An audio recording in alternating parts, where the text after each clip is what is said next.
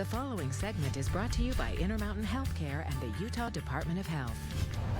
A lot of people get out running in the summer, hopefully in the early morning hours before it's too hot. We have Scott McKeel here. He's a physical therapist from American Fork Hospital to give us a few exercises that kind of stretch you out.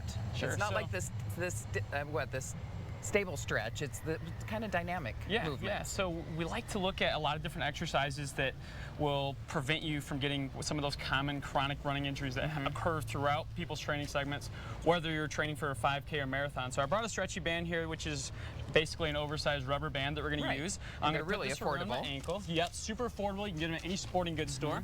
Putting them around your ankles, a couple of things you can do. Putting your one foot directly in front of the other kind of simulates a mid stance of running gait, and you can stretch that all the way out as far as you can, tap in front, and then come back around like this.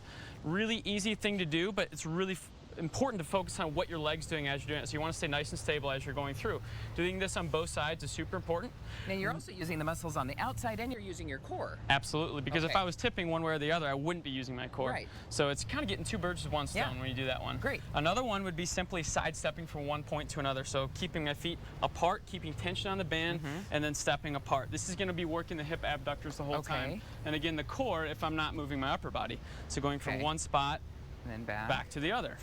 Okay, and then another one I'm going to show you that's kind of core and glutes together is a bear crawl. Okay, and bear crawls are super exciting. You can do these as a kid and as an adult. Putting the band up around your knees, getting onto all fours, knees below the hips and hands below the shoulders, and then working your way forward, keeping tension on the band. And you're can not go putting your knees on the floor though. Nope.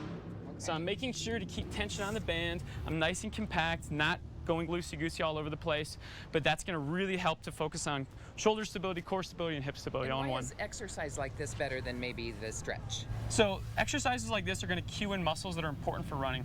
If we're not using those muscles when we run, we're going to see a lot of form breakdown that causes a lot of excessive injuries in the knees, ankles, hips, back even. Okay, so keep them all strong. That's right. Okay, thanks so much. Some great tips. Perfect. Ron, back to you.